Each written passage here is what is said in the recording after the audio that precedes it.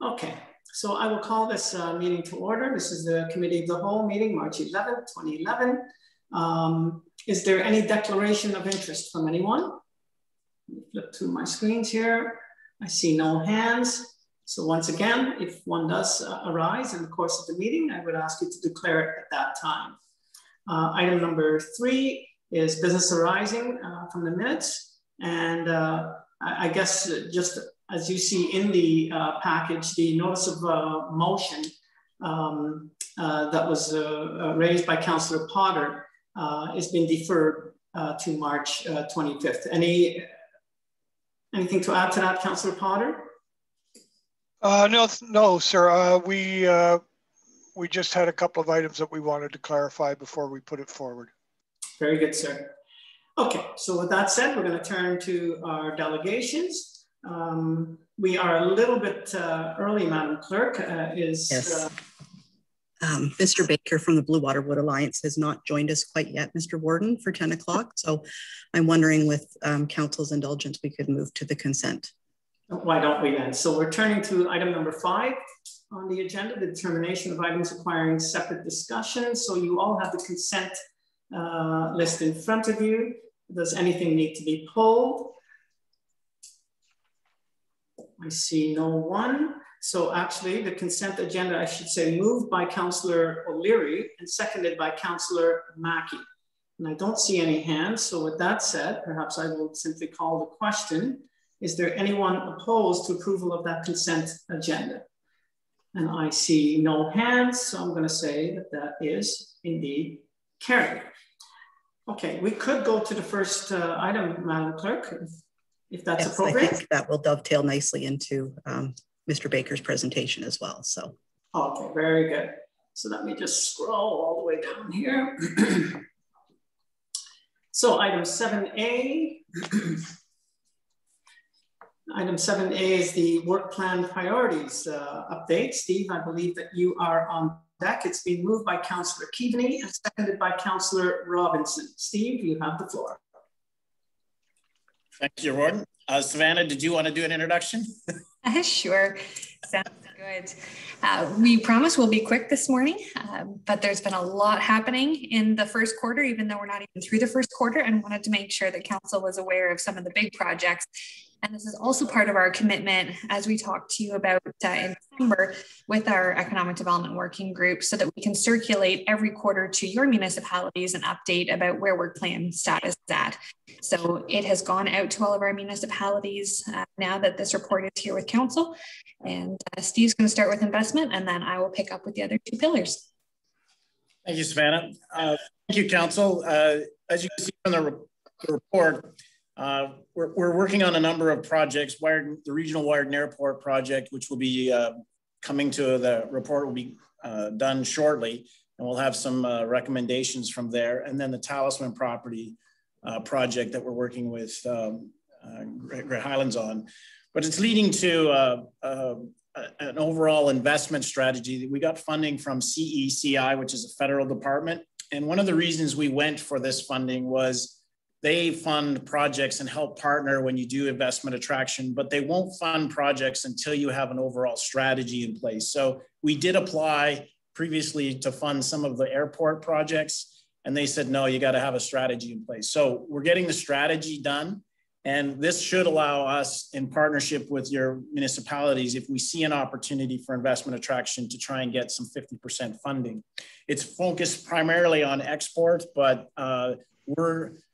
that's the funding program. We're talking and calling it investment attraction, not foreign attraction, because frankly, if the money is coming out of the GTA, it doesn't have to be foreign, we'll accept it. So it's really looking at that strategy. We also hope to incorporate some training and some investment advice on how hard you have to go after certain projects once you figure out your competitive position. And the competitive position is always changing, of course. I can tell you, I was on a call across Canada and with some reps across in the United States, urban and rural, and it's the same issues. It's labor pool, housing market, no available land, and it's a real challenge right across the board. But I do think we have some opportunities up here. In particular, it looks like Toronto is running out of industrial land, and the price of industrial land is becoming very, very expensive. So that's something for us to consider, as well as the agri-food side, particularly heavy water users and those municipalities that are close to Georgian Bay. That gives you a bit of an opportunity. But part of the strategy is to identify all those opportunities. And of course, residential development is also an important element, and many of us are experiencing that. So it's important to keep working on that. And a new area and a new category that I think is becoming very clear with COVID are those that can work from home. And of course, Owen Sound and their campaign have really capitalized on that, but that's really something we all can capitalize on. So hopefully the strategy will guide us, and we'll be working with your representatives to figure out exactly what the niche is for everybody. So thank you. Thanks, Steve. And the attraction retention side of things, we're seeing a lot of movement happening around there too. So you just heard from Jacinda off of a very successful first virtual job fair. And real thanks to Communitech and FedDev, because we would not have been able to do that without them. They were the key sponsors. And then all of the partners, as Jacinda said, YMCA, they have been with us day one, and the amount of work that went into this. I just really want to recognize what Jacinda has done over this last month, because it has been a lot, but she pulled it off with absolute finesse and just a wonderful job. We're also currently working in partnership with Welcoming Communities, Grey Bruce, and the Local Immigration Partnership on an international student project to look at those gaps. I know we've had a couple conversations around this table with council about inability to retain international students and trying to dig down to what the experience is really truly like when they're here. So that project is ongoing and will be wrapped up at the end of this month. So you'll get a report likely in April on that front. We're also working hard to try and address the workforce challenges, because they are not going anywhere.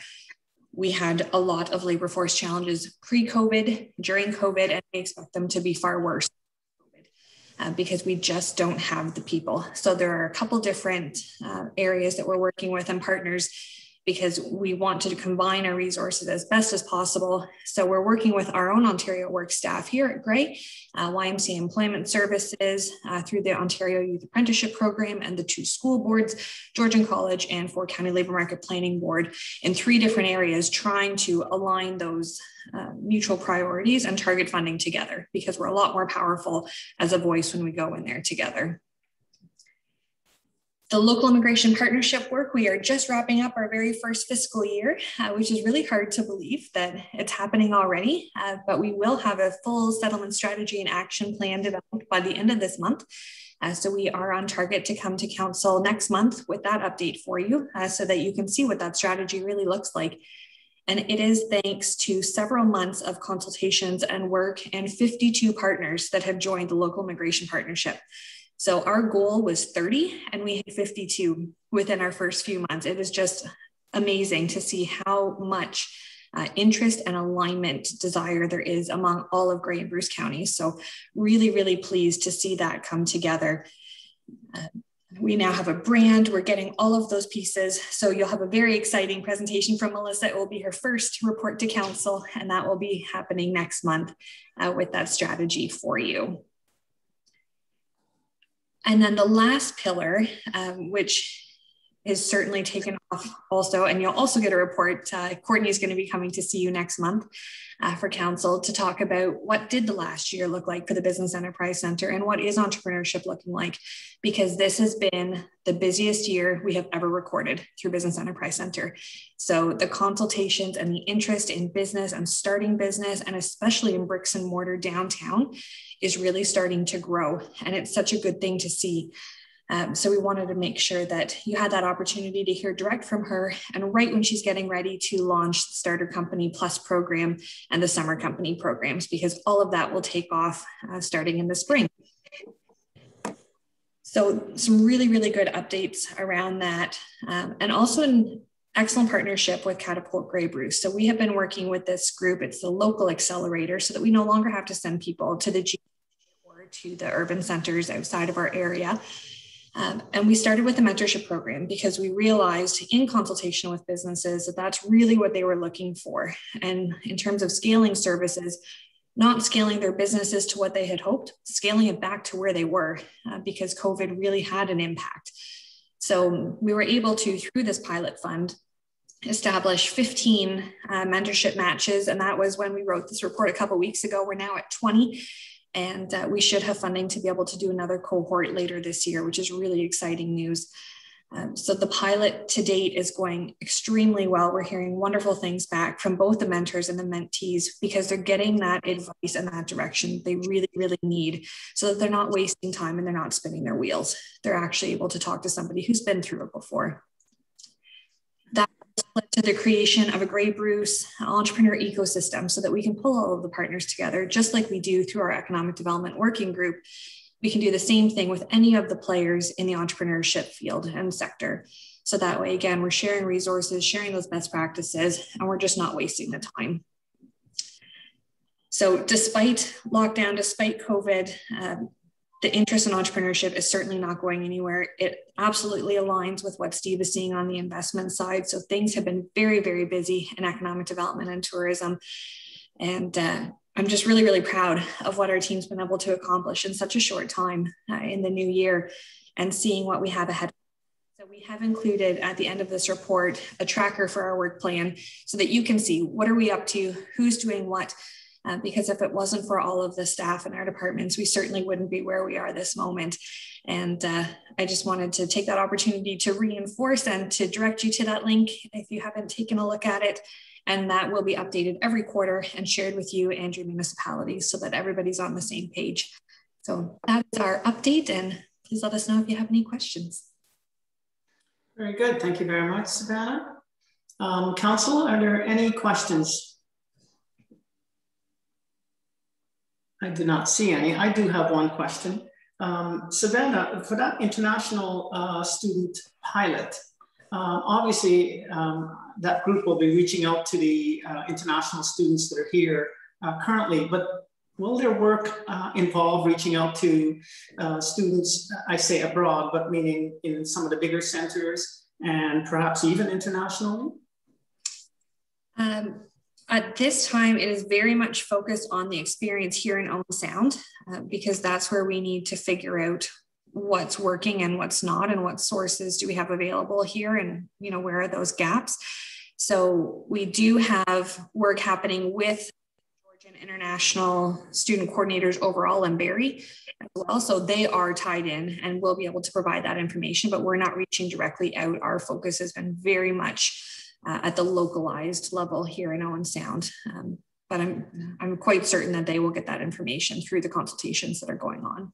Well, certainly I know that Georgian College is at the table, so they have a lot of experience with international students, so I'm sure that they will bring in some of that input, right? Absolutely. Right. Okay, are there any other questions? I do not see any, so if that's the case, then maybe it's time to call the question. Anyone opposed to the receipt of this report? Seeing none, that is carried indeed. Madam Clerk, how are we doing now? Mr. Baker has joined us, Mr. Warden, so whenever you're ready. Okay. So let's go up to the top here. Mr. Baker, how are you? I'm doing well. Thank you for having me this morning. Thank you for joining us. I can remember back when this thing got started, if I remember properly, our town of Hanover's mayor at the time, or maybe he was deputy mayor, I just can't remember now. And he was a member of that task force, wasn't he?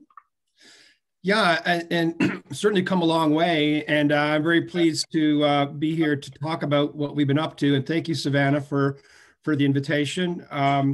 So do you want me to just kick into it, or? Yes, go right to it. I was very excited. I saw your slides, so I don't know if you want to share. Well, I got a bit of a surprise for you all. I do have the slide deck, but I'm going to start with a video, I think, because and it kind of capsulizes most of the slide deck, and then I can flip back to the slide deck. But what's happening I'm going to give you a sneak peek. The Blue Water Wood Alliance, as some of the councillors and guests may or may not know, it started informally in around 2010, became formally a cluster organization, not-for-profit industry cluster in 2011. Now, what's happened though, it's evolved into something bigger, and we are launching a new brand and a new logo and a new identity within 2 weeks. So I figured that I may as well show you this video launch so that it's about 3.5 minutes. And it kind of takes you through the history and to where we are now and why we're doing it. And then I can also come back to the slide deck if it's okay if I share my screen. Okay.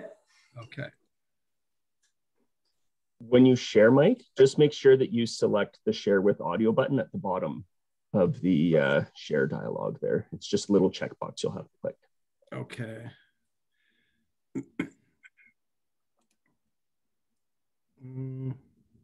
Sorry, just trying to find the right. Okay.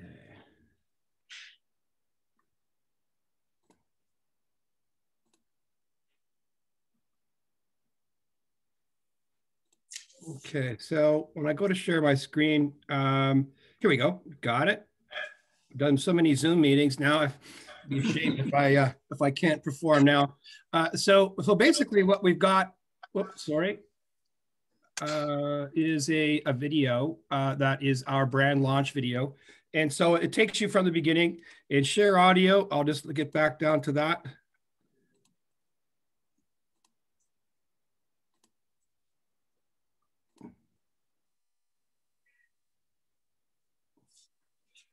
Okay, live. Okay, so I'll just start this and tell me, raise your hand if you can't, I'm assuming everybody can hear me, so. I can hear you. In 2009, can you hear that? 7 wood manufacturing Yes. companies were experiencing common challenges with the recession, offshore competition, increased costs. They decided that they needed to get together to identify areas where they had common needs, they could share best practices and resources. So as a group, they could all improve. They started getting together here at the Walker to Clean Water Center in 2010, where they had meetings with some of their suppliers, sharing the latest technologies and best practices in their industry. Very quickly, this group began to grow, and all of a sudden there was 25 companies. Then there was 80 companies. They realized they had the making of an industry cluster. They reached out to Europe, where industry clusters are very common. A cluster is a group of companies in one industry, in one region, combined with their suppliers, academia, and government partners, where they work together to do activities to help the whole industry improve to be able to be globally competitive. I'm Chris Martin, President and owner of Verizon Coatings and the chair of the Wood Manufacturing Cluster of Ontario. I joined Blue Water Wood Alliance in 2014. What I like about the cluster was a chance to tap into the knowledge and experience of other companies like myself. The activities of the group increased from just quarterly events to training and export projects. Now we're at 120 companies, and we've expanded the cluster to include all of Southwestern Ontario. I'm proud that our organization has met with such success. When we have our networking sessions, the question goes around, how busy are you? Everyone is busy. We're at full employment. You know, we're looking for new opportunities, and it's very exciting to see our members thriving. And that makes me the proudest. Strength in numbers. That means that with a critical mass, collectively, we can gather the synergies and collaboration between one company and the next with a larger group to make it better for everybody. Today, the cluster has 120 company members. At the beginning, we were in the Blue Water region. We had 7 companies, then 25 companies. All of a sudden, companies from all over Ontario wanted to join. When you look at our cluster map of our region, where all of our companies are, you realize we're no longer the Blue Water Wood Alliance. We're the Wood Manufacturing Cluster of Ontario. The idea was first brought to the board to rebrand. It was received universally very well, because I think we'd all, as board members, realized that we had grown from what we were to what we are now. It was a very engaging process, and we really enjoyed going through it because it asked some questions about who we are and what we wanted to be. I was really pleased as the chair how engaged our board members were. Being a member of the Wood Manufacturing Cluster of Ontario now gives us an identity that's bigger than it was at the beginning. We represent the largest concentration of value-added wood manufacturing in Canada. We have $5.2 billion in revenue just in Southwestern Ontario alone, 6.3 in all of Ontario. Going forward, I think members can expect more members. We'll grow our membership, which will only allow us to get more shared experience and grow our own businesses through the experience of others. Wood Manufacturing Cluster of Ontario, going forward, is going to continue to diversify the types of training, the types of events and activities, programs that we can offer companies to help them grow and thrive. So on behalf of the WMCO, the Wood Manufacturing Cluster of Ontario, thank you for 10 great years.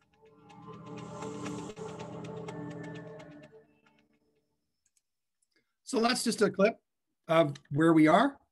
And it's been a journey. We've been working on our brand change since October. There was a couple of other things I'd like to share that I had in my slide deck, and then I can put it up for questions. An easy answer for that for me is ongoing collaboration with peers in the industry and allowing me to get a face to a name. I don't need to show you the testimonial video, but we have one of those too.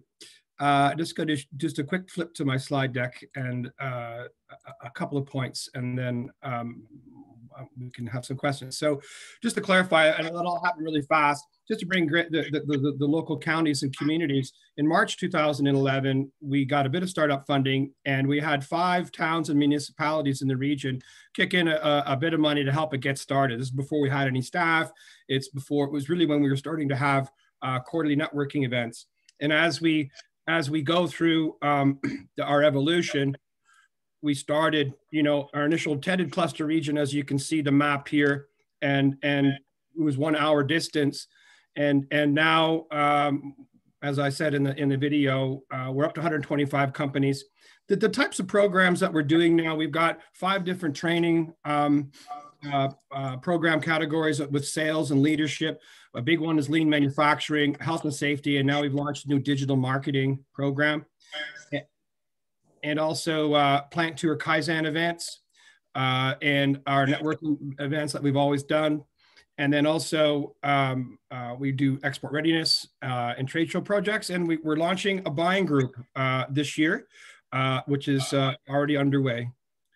So just a couple of things to point out who we are now is that we do represent the highest concentration of value-added wood processing in Canada. And we are the main one for Ontario. We do have a big sector here, 6.3 billion in Ontario. And clusters really transcend and include all associations.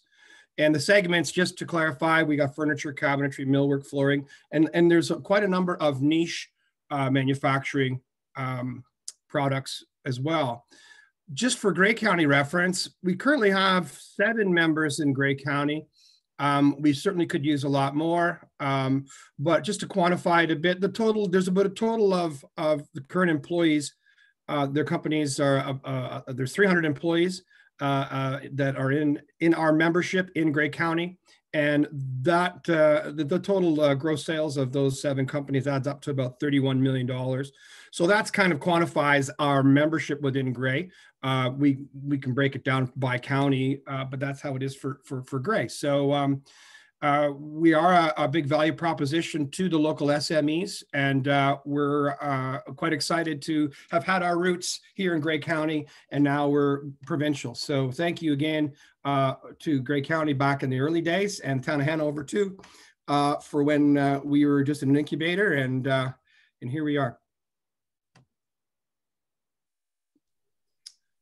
So thank you very much for that. It is just incredible to see the growth that you've had, and I was around the table. It was just an idea, and wow, look at it now. It's just incredible. Congratulations to you. We've had all kinds of amazing news today, haven't we? Council, is there any questions that anyone has for our delegation?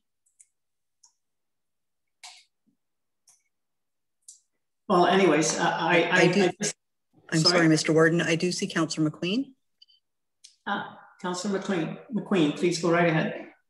Yeah, thank you, Mr. Warden. And just a question to our presenter. I know we do have a number of new Mennonite communities within Grey County, and I just wondered, is that something that I know a lot of them have shops and stuff like that? Is that something that you've entertained, or is that something that's came up in a discussion in the sense if you're looking at a mass or even a source of different products? And I know quite a few of them have wood shops, and I don't know if that falls down into that smaller size or not, but anyway, I just wondered if you had any comments there. Yeah, when we first launched, we had a few, actually currently today, we have quite a few Mennonite, New Order Mennonite members. The Old Order Mennonite communities are a little resistant to get involved with the bigger networks. And we do have one member, I believe, that has 3 or 4 different small Mennonite operations supplying them to make their product. So they are within the supply chain, but as of members themselves, they're culturally they're not into getting out and going to events and networking and talking and sharing. They're fairly like to keep to themselves. So they do have a part to play, though. They are an important part of the supply chain to the manufacturers that we have, to many of them. So that kind of describes that. Thank you for that. That's good to know. No problem. Thank you. And Kim, I do see your hand, but Mike, I wonder if I might ask you, you kind of just glossed over the term value-added wood products. Do you mind explaining a little bit more about what that term means? Well, it is a red herring, and it reflects the bias that exists within government towards our resource economy. Here in Canada, you know, as our economy started, we mined things, we cut trees and sold them. You know, we didn't do enough value added further processing. And unfortunately, within our industry, the primary forestry industry really gets all the attention and really gets most of the funding and the help. Really, we're the poor little brother. And ironically, we create more jobs. As you know, manufacturing is a multiplier within any economy. And so value added basically means you're adding value to it. You're changing the form of it. So a value added wood processor would be anybody who takes a piece of wood and does something to it, adding value to it, meaning you're adding labor and you're changing it. You're adding some cost to it, and then you're selling it for more money. That's value added. Excellent. Thank you. Madam CAO, you're next. You're muted. Thank you, Mr. Warden. Mike, first of all, I just want to offer my congratulations to you on the success of the organization. It's no mean feat to bring together these disparate organizations, and the support that you provide to them, I think, really is invaluable to their ongoing ability to grow and be resilient in the face of a lot of different challenges. I wondered whether you could comment at all about the current circumstances. I'm hearing some issues with regard to the supply chain and whether or not there's product available. Can you speak to that a little bit? What are your companies feeling and seeing right now? And is there anything that could or should be done to address that?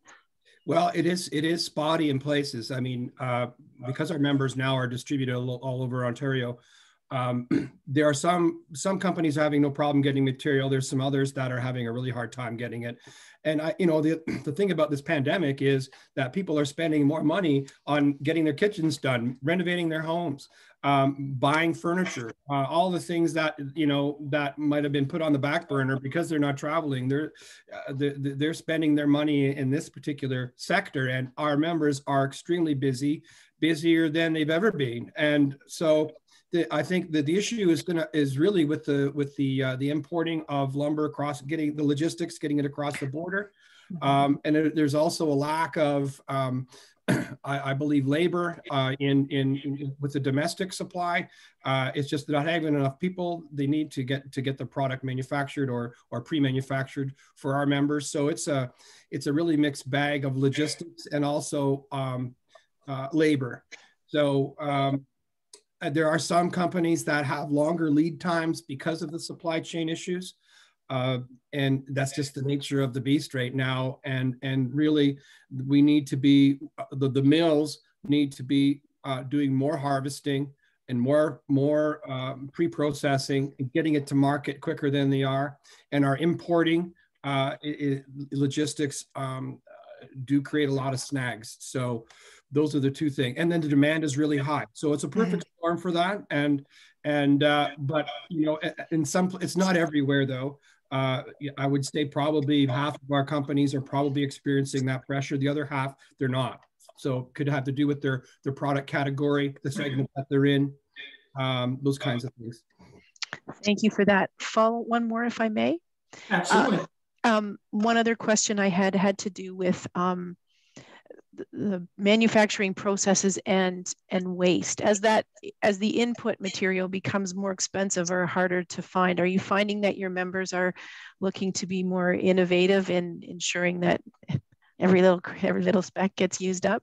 Well, the adoption of technology to optimize yield is very high on the priority list, and any company that's not embracing that as a best practice is going to feel the pain from that. So it's one of those must-dos. If you're going to be in the game, that has to be part of your business plan.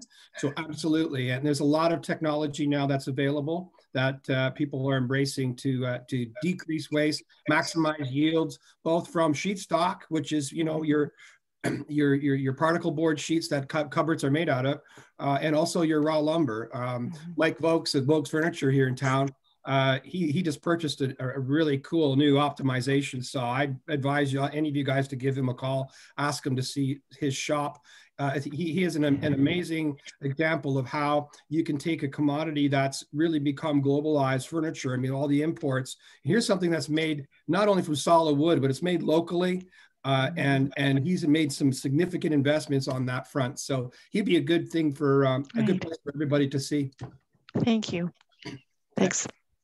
Thank you. Councillor Mackey, you're next. Thanks, Mr. Warden. Through you. Thanks, Mike, for your presentation, and congratulations on your growth.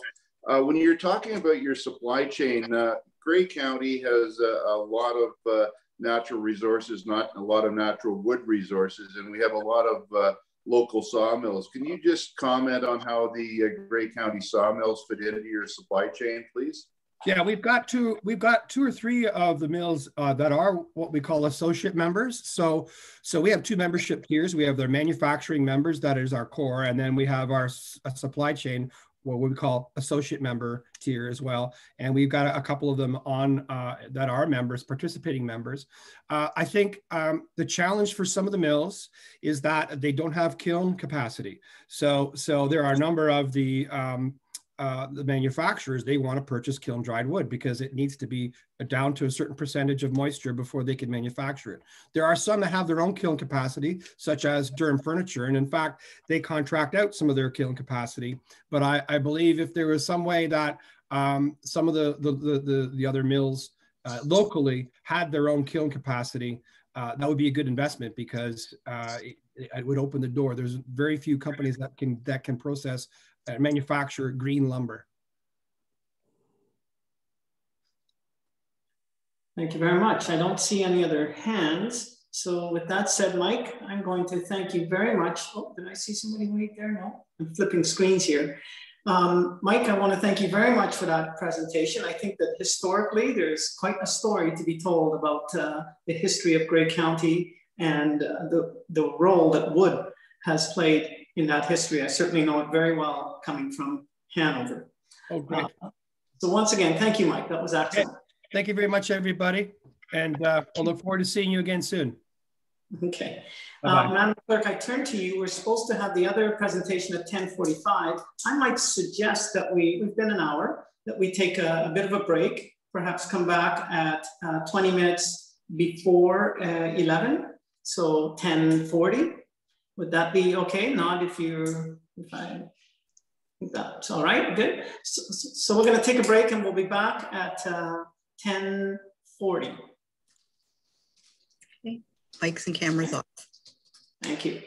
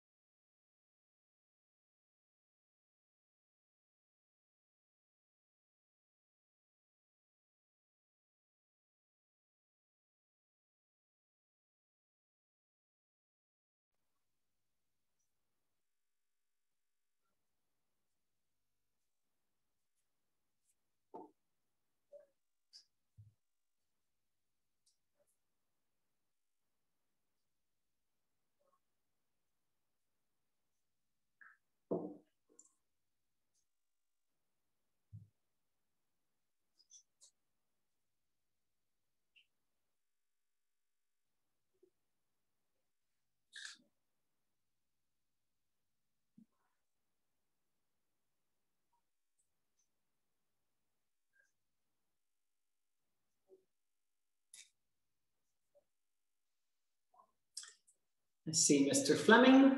I don't see Rebecca Webb yet. Yes, she's here as well, Mr. Warden. Is she? Okay. Maybe she's on my second screen. There she is. Hi, Rebecca. Morning,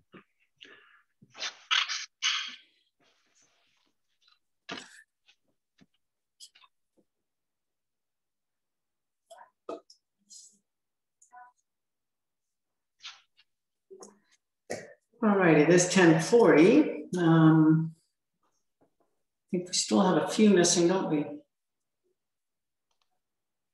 certainly have quorum. Maybe we'll just give it one more minute.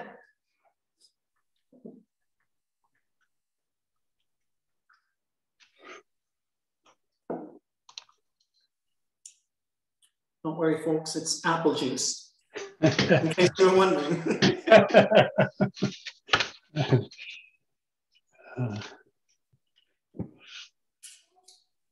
Cider is apple juice, isn't it? Yes. It's 5 o'clock somewhere.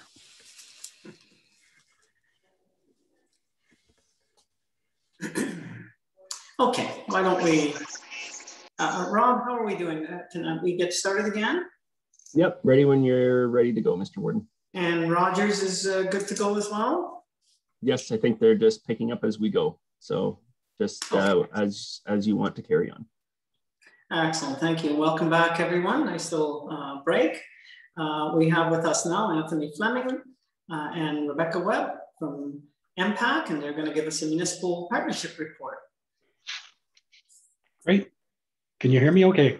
I can hear you perfectly, sir. Okay, thank you so much. Thank you so much, Reeve. I just don't know if the slide presentation, I know we have somebody launching that. And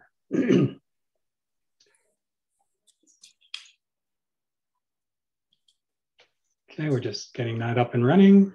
Oh, and I can see myself and life is good. Awesome. Well, good morning, everybody, and thank you so much for taking the time to allow MPAC to provide you with an update. I want to thank you, Your Worship, members of council, as well as the staff and the citizens that are joining us here today. I'd like to introduce Rebecca Webb. I think she's on camera somewhere through this virtual meeting. Rebecca Webb is our regional manager for Grey and Bruce counties, as well as Victoria Anderlich. She is running the PowerPoint presentation for us today, as well as taking notes, and anything that we can address today, we will follow up later. Next slide, please. So a little bit about MPAC. The Municipal Property Assessment Corporation, MPAC, is an independent, non-for-profit corporation funded by the municipalities, Ontario municipalities, and accountable to the province, municipalities, and property owners. Our role is to value and classify properties in Ontario in compliance with the Assessment Act and regulations set out by the Government of Ontario. Next slide, please. Just going to minimize this here so I can see the screen. There we go. Sorry about that. So the Municipal Partnership Report, we have sent out the Municipal Partnership Report to all members of council, and I hope that you've had the opportunity to review it. I will give a high-level overview of the Municipal Partnership Report, but I thought it was important too, as well as to provide you with some other updates as it relates to the County of Grey. So the Municipal Partnership Report responded to the postponement of the assessment update and shifted our priorities to meet the needs of the municipalities. We did find new ways to access information. We needed to capture 37.3 billion in new assessment across the province of Ontario. We stayed connected with the municipalities virtually, and are transforming ways to share data with municipalities as we move forward. And we have found that as we move forward through this pandemic, and I was just talking today that it's really hard to believe that this is year one of the global pandemic that we've gone through. And we've learned a lot and stumbled a bit, but I think we've found new ways that we can work with our municipal partners. So I just educate you, if you haven't read the report, it is a link there into the PowerPoint that you can click on that and view that partnership report. and it is on our website. So if the general public wanted to review that too as well, you can click on impact.ca in the partnership report. So shifting, next slide, please. So when COVID hit last March, our #1 priority was to support our municipal partners. During the first few weeks, we engaged with the municipal liaison group and municipalities to learn about the challenges and priorities and your timelines. And this is what we heard at the start of the pandemic. You needed impact to keep going as business as usual with minimal interruptions to our services. You wanted us to continue capturing new assessment and support the municipal tax base, adjust our timelines to allow more processing and flexibility, and offer a deferral of a municipal levy payment. And through the collaboration of our municipal partners, we did achieve all of this plus some. Next slide, please. So working differently to serve you better, we built a safe way for municipalities to access our digital building plans. We built a safe way for municipalities to access to digital building plans and share them electronically with Impact. We launched a curbside pickup, which allowed us to go to the municipality. If the plans were too big to digitize for us, we would go out and do a curbside pickup. They would drop them into our trunk, and then off we go, do our work, and then return the plans. And following all provincial protocols to keep everybody safe, wearing our PPEs and so forth. So it's really nice to hear that Grey is in the green and prevent level. So we are out in the municipalities in Grey County picking up new assessment as we speak today. One day we hope we don't need curbside pickup anymore, but some of the innovations we have done with the curbside pickup and with digital sharing plans, digital sharing plans, this is some stuff that we've learned, and I think moving forward, we will continue to use some of these things that we have found during this pandemic over the last year. We've also investing into some digital imagery. So this allowed from multiple sources and allows us to look at any renovations that are gone on to a property, as well as validate information on remote areas. So we're looking at that now too as well. Next slide, please. So capturing 37.3 billion in new assessment. So even with the pandemic, we were still able to achieve this assessment and for the municipalities. So of that 37.3 billion, 1.5 billion was attributed to residential properties of new construction, additions or alterations. Residential condominium sector continued to grow at a rate of 13.3 billion. And we added commercial sector in excess of 2.5 billion, and followed closely by the industrial sector with $1.7 billion.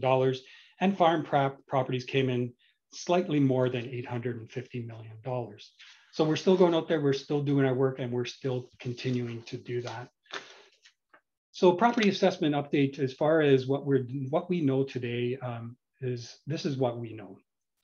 Property values are still being based on January 1st, 2016, which is our current valuation date. So what that means is that if there's a new property, a new building, or a new assessment that's going to be added onto a property, we will value it as of that date in time. So property values continue to be still based on that 2016 date, which is the last valuation date we had prior to the pandemic. So for now, each time we make a change to the assessment, it is based on that valuation date, as I stated earlier. And thus, everybody is taxed fairly. Next slide, please. So the next province-wide assessment update. So this is a question that we get constantly at Impact, and I can give you some information here, but we don't know yet when the province-wide assessment update will be or what the valuation date will be. We'll share that information as the government gives us direction, and we're hoping to share more information once the provincial government tables its budget at the end of this month. In the meantime, we continue to keep our data current, working closely with municipalities and property owners to capture any changes. We review building permits, plans, conduct inspections where it is safe to do so, and respond to inquiries from property owners who feel that their assessed value is inaccurate, and making any updates that require from these conversations with our citizens.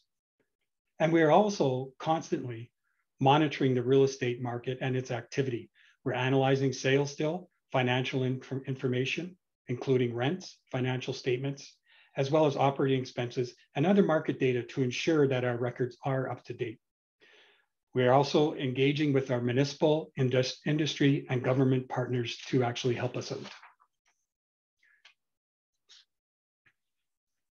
Next slide, please.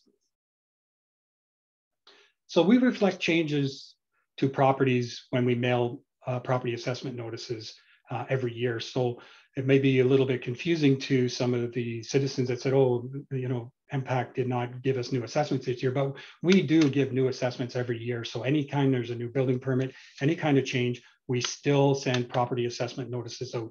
And these assessment notices, really what we're doing is we're capturing and updating our information, capturing new assessment and sales analysis, completing any tax applications, and managing our request for reconsideration and appeal. So we're still doing our work and we're still moving forward. So, you know, that being said, if you can go to the next slide, please. I just put this slide in for you, just for your information, but basically what it does, it takes you through the process, and people our citizens that are on the line with us today, you know, what you can do, it's really a simple 4-step process if you do not agree with your current assessed value based on the valuation date of January 1st, 2016. So question is to ask yourself, could I have sold my property on that date? And if you say yes, then really just file your assessment notice and then keep it for safekeeping. If not, then please visit aboutmyproperty.ca, and then you can review all the information we have on file and just ensure that it's correct.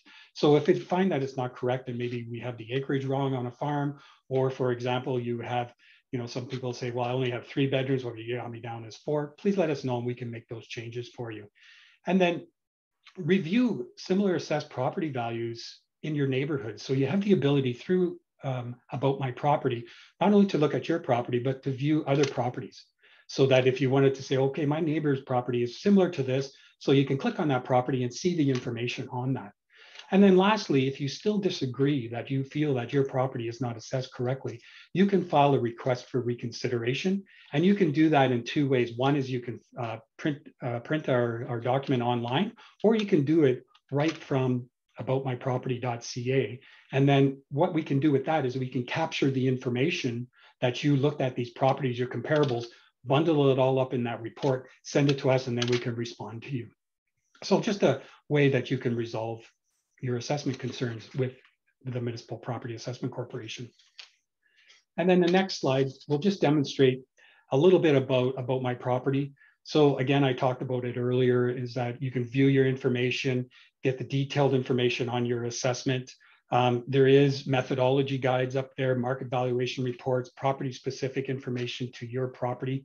So if you wanted to find out how is a farm assessed, then what you can do is you can go there to About My Property or impact.ca and pull down a methodology guide just to see how we actually assess the properties. And what this screenshot here shows you is just what the program looks like, and would show you your property as well as a neighborhood.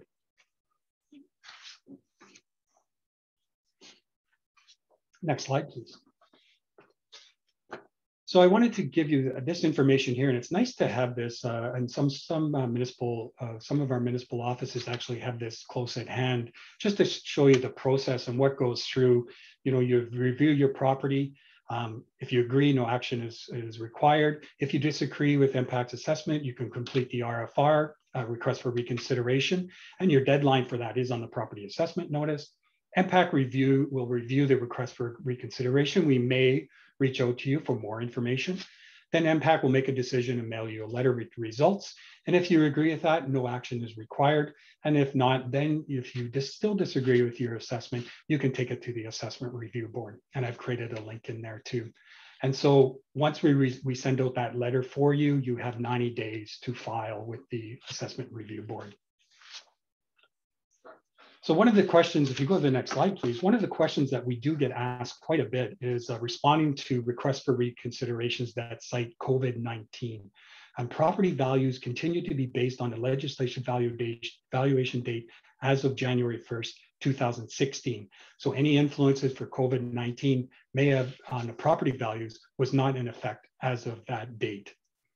So we still will look at any RFRs that come in, a request for reconsiderations, even though that they cite COVID-19, we still will review the RFR.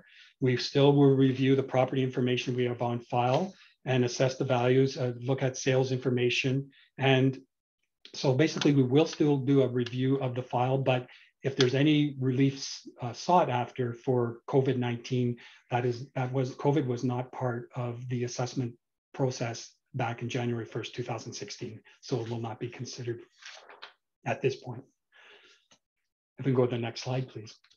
So new assessments. So what I wanted to do was share a little bit of information on new assessments and really what is our role in gathering new assessments. So if we can go to the next slide, please, Victoria. So MPAC's role in the building permit process. So we know that how we leverage and how we get assessments onto the tax base, the assessment base for your taxation, is that we do that through building permits. Now we can do it through other means too as well, but building permits is our main vehicle that we can turn your building permits into true tax dollars. So the municipality, we ingest your building permit information, plans, and turn them into assessment, and municipalities tax the property owners based on those assessments. And really, the sooner MPAC can deliver the assessments, the sooner municipalities can recognize their revenue.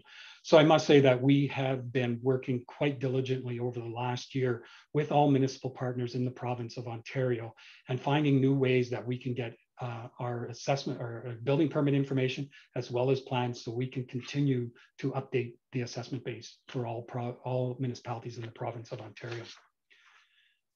So this leads into my next slide here, continuing to work together during COVID-19. It has been a challenging year. We've been in the field, we've been out of the field, we've been in the field, we've been out of the field, we've been in hot zones and out of hot zones. So it's really been we've been very agile in how we can actually work with our municipal partners as well as the citizens to ensure that we are not out there, we are protecting ourselves and we're protecting the citizens. So if it is a hot area, we really don't want to be out there. We want to do our part to stop the spread of COVID-19. So to date, we have 200 municipalities participating in digital building plans. So it's an avenue where municipalities can upload their digital plans to us. And then from there, what we can do is get that information and put it into true assessment dollars, and then in turn, more taxation dollars for the municipality. And then also what we've had is 80 municipalities have taken us up on our curbside pickup program. We hope that we can eliminate the curbside pickup program as the vaccines are rolling out. But that being said, right now, it is still an opportunity for us to work with our municipal partners to get information on larger industrial properties where the municipality doesn't have the ability to scan these large documents. So that's why we initiated the curbside pickup program, one of the reasons. So we just want strong municipal relationships and finding new ways to collect our data. So we can go to the next slide, please. So I just wanted to share some numbers with you for the County of Grey from 2017 to 2020 with the new assessment. So what we can look at here is we can see 2017, 18, 2019, we had a substantial bump in the new assessment. There was a lot more building activity in Grey area, or in Grey County. I apologize for that. And then in 2020, even still with the pandemic, we were still well ahead of what we've done in the past. So we've picked up a lot of properties within 1 year of occupancy. As you can see, the quarterly forecast and what we forecasted and what we've actually picked up in the 2019 and 2020 is really substantial, and we've picked up more than we forecasted. And if we go to the next slide, please. And then I just wanted to break this down just a little bit more for you as individual municipalities. So as we can see, and it's well noted that the town of the Blue Mountains is growing exponentially, and there's a lot of activity going on there. So really that makes up about 47%. And then as we see, and we are seeing this migration, and it's really easy to turn on the TV and see people migrating to these smaller communities. So I envision that Blue Mountains will still continue to grow, but as we see Southgate, West Grey, Georgian Bluffs, the Grey Highlands, Meaford, City of Owen Sound, Chatsworth, and Hanover, we will start to see these municipalities start to get more assessment and new assessment as this pandemic, and as we see this migration of people moving larger centers, I must admit though that I have seen this myself. I live in the city of London, and our assessment bases jump exponentially, and as well as you can't even get a lot here in London because everybody's migrating from Toronto. So we're seeing this migration going everywhere. So we envision that this, or I do as well as MPAC envision that we're going to see more of this migration. And then on the other side, I just wanted to break down for you just where the lion's share of your new assessment sits. So there was $314,000 in $314 million of new assessment in 2020. And the lion's share of that is obviously residential and farm. So we have some new subdivisions, condos, and some commercial and industrial. So that makes up really the nice little pie chart and where you're seeing your growth in the new assessment. And if we go to the next slide, and I tried to keep it under 10 minutes, and if I will open up the floor to any questions you may have. We have Becky on the line too as well. Thank you so much, and we really enjoy meeting our first virtual council meeting in Grey County. This is, and I have the county Blue Mountains coming up on my next one, so this is very. And Selvin, I did have to look for a tie this morning. We all do. Well, thank you very much for that presentation. Are we going to be hearing from Rebecca as well, or is she just available to answer questions? She's available. I see her nodding, yes. Yes. Okay, thank you very much. We're ready for questions. I already see one hand from Councillor Soever. You have the floor. Thank you, Mr. Warden. Yeah, I want to thank MPAC for the excellent job they're doing in our community. Anthony noted that, you know, the assessment is exceeding their growth projections, and I've done some analysis of that here, and that's partly because over the last 2 years, our assessment is equal 215%. The supplementary has been 215% of our building permit values. So that's because we're catching up from before. You know, between 2014 and 18, we only captured 58% of our building permits on average. So that meant that, you know, we were falling behind, but thanks to the hard work of MPAC, we've done a huge catch up the last few years to be able to capture 215% of the value of the building permits is truly exceptional, particularly as Anthony noted, that even this year, they picked up more assessment Grey County wide than would be expected from the growth. So I want to thank MPAC for all their hard work, and I know they've been working extremely hard. In terms of working with municipalities, we have some municipalities in Grey County that, according to the data that's available on the FIR, if you do an analysis, it indicates they're picking up on a consistent basis less than 50% of the value of the building permits that are registered.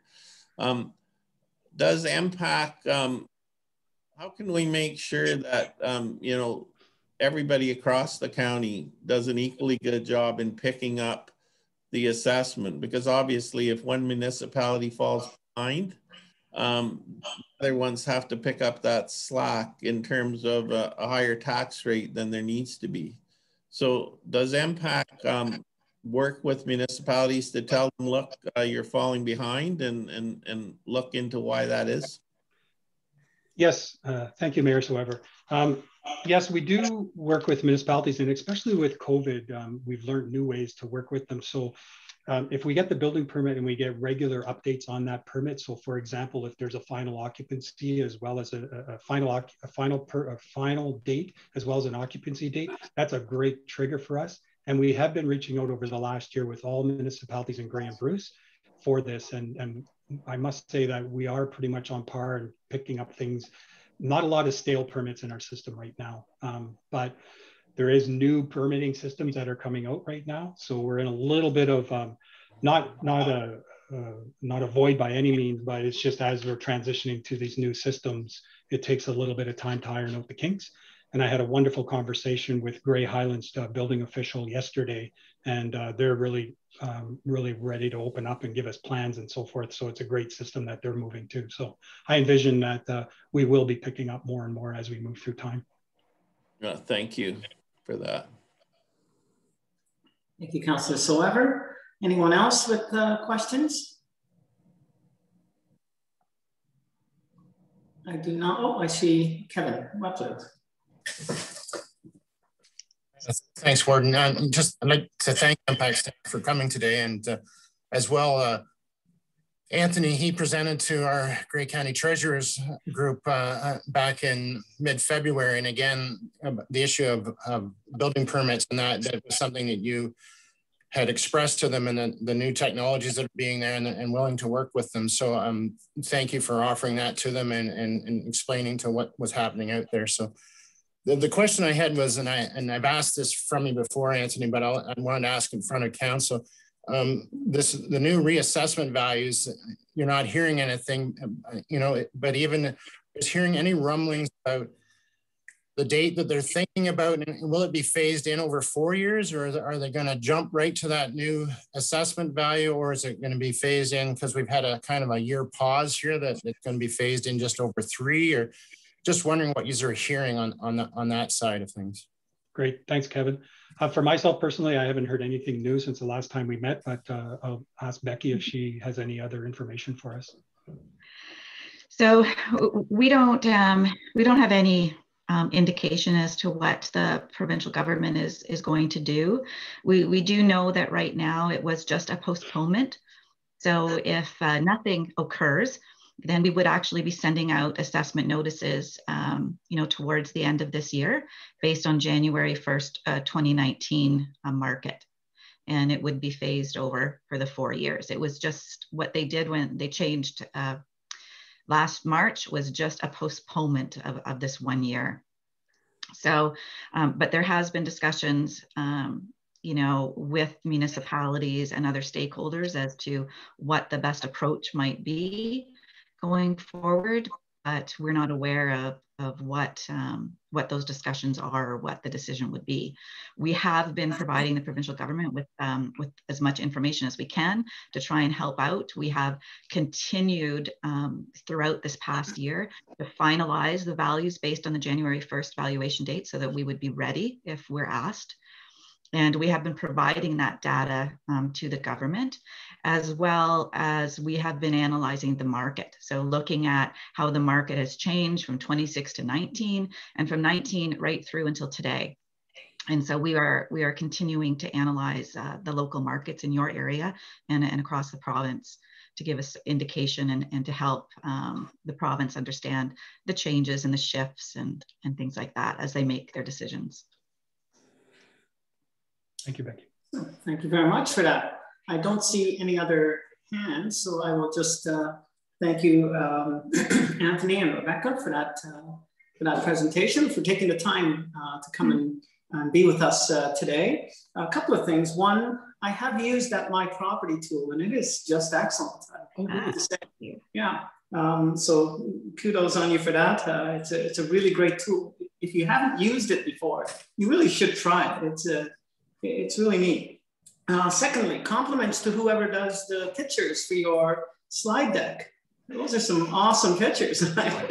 Anyways, and lastly, Anthony, compliments on the beard. Oh, I just wonder, is that pre-pandemic or post-pandemic? It started a little bit, Reeve, but then when the pandemic hit, I just said, throw caution to the wind and let it go until I get my inoculation for my vaccine. There you go. Well, it looks good on you. And it would be a great fundraising tool, by the way. Yes. I just finished doing dry February. So I that was, now they're saying, well, maybe there should be another thing for your beard. So thank you so much. All right, folks. Thank you. And thank you very so much, everybody. And have a wonderful day. You too. Cheers. Bye-bye. All right, Council, I believe that we are going to turn next to item 7B. Kevin Wepler is on deck, and we are dealing with the 2020 external audit. It is moved by Councillor Patterson and seconded by Councillor O'Leary. Kevin, you have the floor. Thank you, Mr. Warden. So yeah, this is the 2020 external audit BDO's planning report. And so I just wanted to inform council about this. The audit plan as provided by BDO is designed to highlight the 2020 audit, the process, the audit team, timeline, audit risks, materiality fees, engagement objectives, and fraud discussion in the terms of the engagement. From BDO, Tracy Smith will be the lead on this engagement, and as well, Vicki Watson will be the senior manager doing day-to-day stuff with county staff. The audit fieldwork has been planned and scheduled to commence on April 6th, and finance staff are currently busy working on year-end reconciliations and year-end working papers. It'll be a little different this year. In the past, we've created hard copy binders that we supplied to the auditors with our working papers. And last year we did a curbside drop off at their office of all those binders. This year we're trying to scan and electronically do all our working papers. So we're learning as we go with that. And from those, when they're scanned, they're placed into the BDO portal for their access. And so we're using that and trying to get our audit schedule back to where we were in previous years. So last year, a little bit later when the auditors arrived here with the pandemic and all the things that caused changes to that schedule. So the BDO plans to meet with management staff in mid-May to go over their findings and go from there. And then they plan to present their final audit report on May 27th to County Council and then provide the financial statements. And if these are approved by County Council, then we would, on the June 10th, when those minutes are passed, then those financial statements would be released then to the audit plan. And the approach and strategy hasn't changed from what's been performed in the past. The objective is still to express an audit opinion of the consolidated financial statements, present any significant findings to County Council, provide timely and constructive management letter if required, and identify any deficiencies in internal controls that they might identify through their process, and work with management towards the timely issuance of those financial statements. So, and lastly, I'd just like to mention that BDO has always wanted to ensure effective communication with council, and so provided in their plan their contact information. So please don't hesitate if you have any questions or concerns for the auditors. That information is there, and they'd be happy for you to reach out to them if you have anything. So that's my report, and I'll try to answer any questions if I can. Sorry, thank you, Kevin. Council? Any questions? I have a question, Mr. Warden. I see Councillor Soever. I think Councillor Milne had his hand up first. You can go ahead. I didn't see Councillor Milne, but I'll go to Councillor Milne next. Okay, very good. Yeah, my question is surrounding, you mentioned internal controls, and that is a very interesting topic. So when BDO does its review of internal controls, is it limited? My understanding that it may be limited to just financial controls and not overall process, because a lot of things that we do at the county level, like disposition of land or other things, have a defined process at the county level. And do they look at those internal controls, or to make sure the right process is followed, or are they just looking at the financial aspect? No, they look at more than just the financial aspect of things. Just like, for example, even they will use like percentages of variances and stuff on things. So if they looked at entries that seemed a different size or whatever, they would question that and who's authorizing those. So they would go through those tests and that. So they also have, they'll sit in with social services staff and go through the social assistance software and see how the approval processes of payments and stuff happen in there as well, and who's authorizing those. So there's yeah, it's just more than just financial controls of, for example, of checks, for example. Okay, thank you very much for that. Anything else, Councillor Sullivan? No. Thank you. So, Councillor Milne, you're next. Thank you, Mr. Warden. Kevin, how many years has BDO been our auditor? I'd have to go back and look, but it's been a long time, Brian, or Councillor Milne, sorry. No, that's all right. And I have to say, in that, I find it very helpful for someone that really understands our business and our processes and stuff. It, especially with the ministry reporting, is very confusing at times and stuff. So the familiarity and to be able to ask questions and dig into stuff, I think is advantageous for them to be familiar with us. But yeah, no, we've been with them. And when we did re-engage with them here, I want to say in 2019, this was a topic of discussion, and I brought that to the attention of council, but yeah, council was still willing to move forward again with BDO.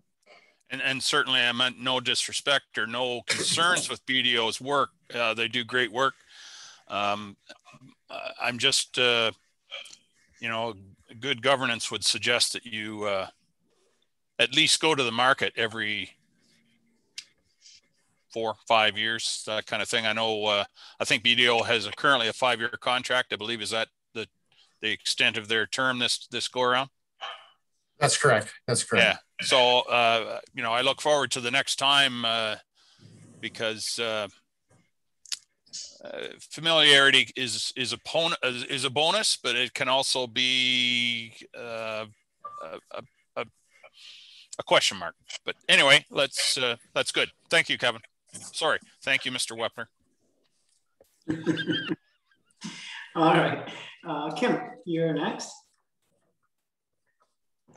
I just want to, as a follow-on to that last question, Kevin, perhaps you could comment a little further in that the people that BDO sends or that we work with on the audit are not the same every year.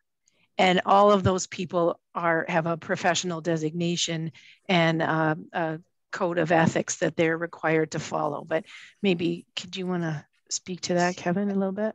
That's correct. It's constantly changing, and as well as BDO as a large firm, this stuff is also reviewed by others outside of their branch. So there is other parties, professionals looking at this as well. So we also about I want to say what do you want? Independence as well. They have to follow independence guidelines that are set out by their profession as well. And that's contained in this package as well about that. So I'm sure they're constantly looking. We've had multiple different partners on this audit file as well over the period of time, and many different employees of BDO have been on our review as well. So. And Mr. Warden, certainly, again, I don't want to suggest that I have any concerns with the audit. BDO does great work. Kevin makes sure of that. I just raised the question from a good governance standpoint. That's all. Thank you. Okay. Thank you very much. I do not see any other hands, Madam Clerk. Yeah, I think no other hands. So with that said, perhaps it's time to call the question on the motion by Councillor Patterson and O'Leary to receive this report for information. Is there anyone opposed? Seeing none, that is carried. So we're going to turn next to item 7C. Anne-Marie, you're on deck, and we're dealing with the additional funding social services relief fund. Phase 2. It is moved by Councillor Mackey and seconded by Councillor Hutchison. Anne-Marie, you have the floor. Thank you, Mr. Warden, and good morning, County Council. This is just an update. We did receive an additional $120,000 into our Social Services Relief Fund for Phase 2. Back in December, the province approached us and asked if we had a capital project that would qualify under the mental health and addictions funding that they had available. We had been speaking with the Women's Center. Women's Center was renovating one unit into 2 single units of housing, and felt that they would certainly be able to do another one and wanted to do another one.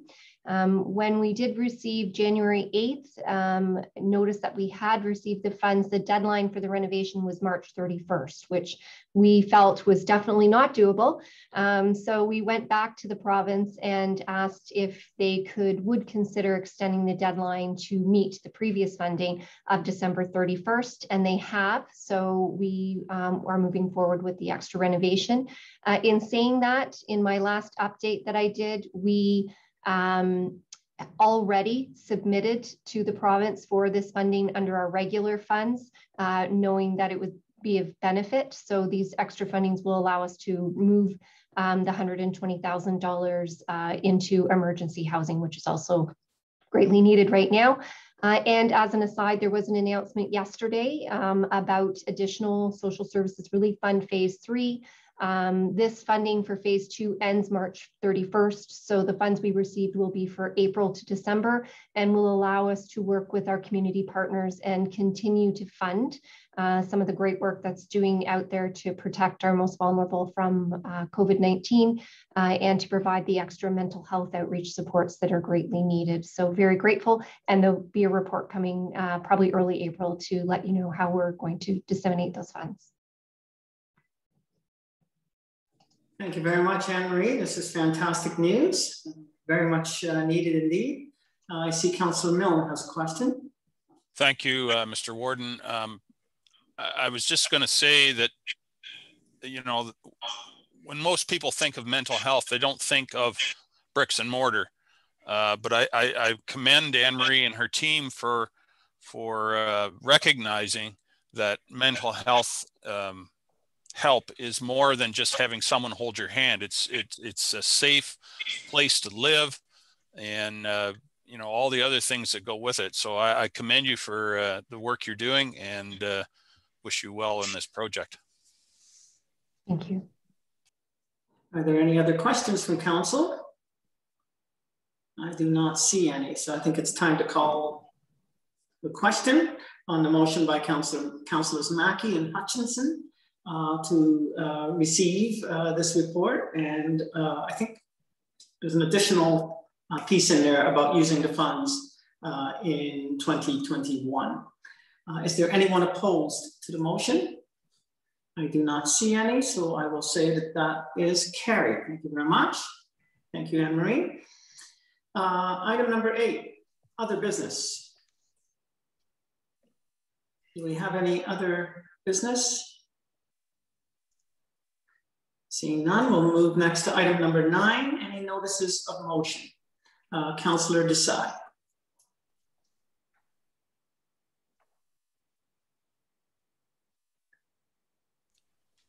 Just as soon as you unmute yourself, Mr. Desai, we'll all be able to hear you. Of all the people, I didn't expect Councillor Milne to let me know that I was on mute. Thank you, Mr. Warden. I just wanted to provide a notice of motion. Given that it is the 100th anniversary of the first election of a female MP to Canadian Parliament, I was going to bring forward a notice of motion at the next meeting for recognition of that fact. Thank you very much, Mr. Warden. I will send the wording to the clerk's office at the earliest. Thank you. Thank you, sir. Are there any other notices of motion? Councillor Potter.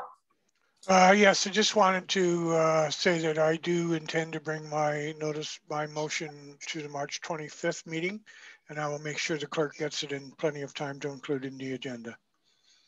Very good, sir. I don't think you needed to give a notice of motion for that because one has already been given, but thank you for letting us know that. Anyone else?